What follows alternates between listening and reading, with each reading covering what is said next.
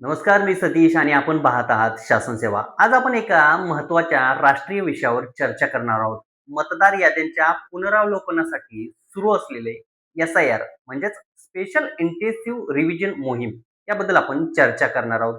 गेल्या काही दिवसापासून सोशल मीडियावर जर पाहायला गेलं किंवा न्यूज माध्यमामध्ये एक चर्चा जी आहे ती जोर धरत आहे. तुमचं मतदार यादीतून नाव काढलं जाणार आहे का? मतदान कार्ड तुमचं रद्द होणार आहे का? या आणि अशा सगळ्या प्रश्नामुळे नागरिकांमध्ये संभ्रम आणि भीतीचं वातावरण निर्माण झालंय. म्हणूनच आज आपण या मोहिमेचं नेमकं सत्य काय आहे ते पाहणार आहोत. एस-आय-आर ही मोहीम तब्बल 23 वर्षानंतर राबवली जात आहे. यापूर्वी 2002 मध्ये याची अंमलबजावणी झाली होती. तर याचा मुख्य उद्देश काय आहे? याचा मुख्य उद्देश मतदार याद्या अचूक करणं हा आहे. या प्रक्रियेमध्ये डुप्लिकेट नावं एकाच व्यक्तीची 2 ठिकाणी नोंद असेल अशी याच्यातून बाजूला काढली जातील. मृत व्यक्तींची नावं यादीतून हटवली जातील. नवीन पात्र नागरिकांची नोंद पुनश्च केली जाईल. चुकीची किंवा अपूर्ण माहिती दुरुस्त केली जाईल. जर तुमच्या कुटुंबातील कोणाचं नाव 2002च्या मतदार यादीत असेल तर तुमचं नाव त्यांच्याशी लिंक करून सहज प्रमाणित केलं जाऊ शकतं.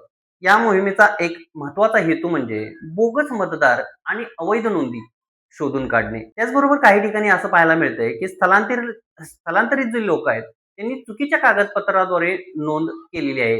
एकाच व्यक्तीची अनेक ठिकाणी नोंद आहे अशीही काही व्यक्ती आहेत. यामुळं निवडणूक प्रक्रियेची पारदर्शकता धोक्यात येऊ शकते. त्यासाठी ही विशेष मोहीम राबवली आहे. प्रक्रिया आणि नागरिकांनी काय नेमकं करायला पाहिजे याबद्दल आता पाहूया. तुम्ही जर तुमचं नाव सध्याच्या मतदार यादीत तपासून पाहिलं, 2002च्या मतदार यादीत कुटुंबातील नाव कोणाचं आहे का पहा. गरज असल्यास आधार कार्ड, रहिवासी दाखला किंवा इतर कागदपत्र आपल्याला यावेळेस सादर करावी लागतील.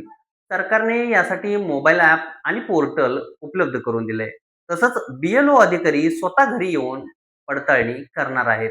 ही मोहीम 2 प्रकारे पाहिली जाऊ शकते.